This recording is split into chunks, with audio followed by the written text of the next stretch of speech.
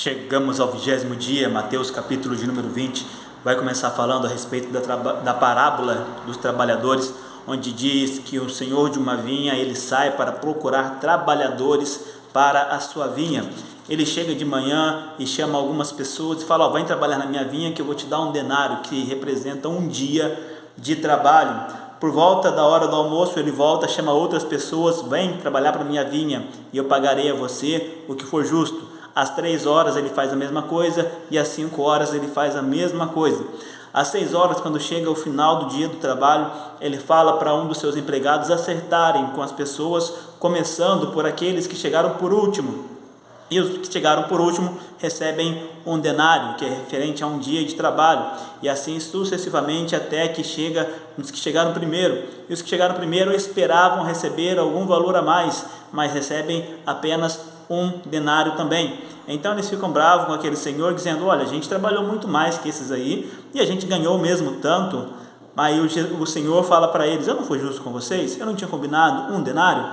Então, e se eu quero ser generoso com esses, eu não posso fazer o que é lícito, o que eu quero realizar com o meu dinheiro? E então ele paga para eles aquilo que é justo, que foi combinado. E ele diz que assim é o reino dos céus. O que quer dizer isso? Não importa quanto tempo você trabalhou, não importa se a gente começou hoje ou se alguém que começou no final e de repente o Senhor já o recolheu para si. A recompensa vai ser a mesma, é a vida eterna. Então não há diferença entre aqueles que começaram muito antes com aqueles que estão começando agora. O Senhor vai te galardoar, vai te presentear com a mesma salvação que daqueles que estão há um bom tempo na caminhada. O importante é terminar essa caminhada junto com Cristo. Na sequência, a partir do versículo 17, vai falar que Jesus começa a falar novamente a respeito de sua morte e ressurreição, que ele seria entregue aos príncipes daquele povo, aos filhos dos sacerdotes, os chefes e sacerdotes do povo, e que ele seria entregue e seria morto, e depois de 3 dias ele ia ressuscitar.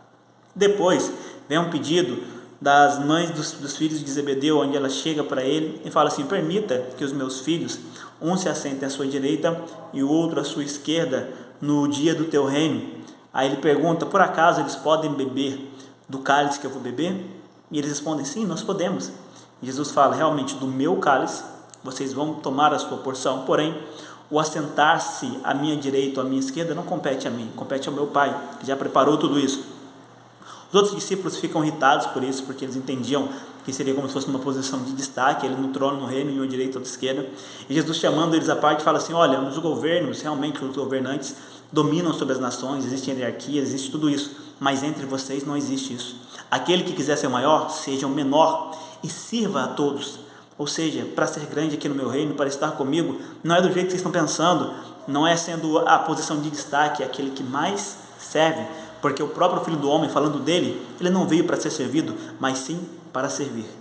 E depois do versículo 29 ao 34, encerrando esse capítulo, vai falar a respeito de 2 cegos que estavam à entrada de Jericó. Nos outros evangelhos vai falar apenas de um, que é Bartimeu. Aqui fala de 2 cegos que estão clamando por Jesus, dizendo: filho de Davi, tem misericórdia de mim.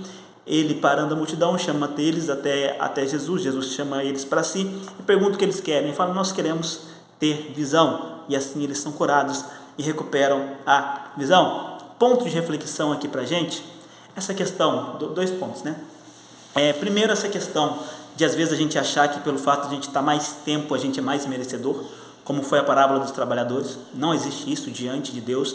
Não é o tempo que você está diante da presença dele, é o tempo que você está caminhando que determina se você é merecedor de alguma coisa ou não. Na verdade, não somos merecedores, é a graça que sempre tem nos alcançado. E o segundo ponto de reflexão é a respeito dos filhos de Zebedeu, quando eles pedem para uma posição de destaque. A gente está fazendo por causa de posição?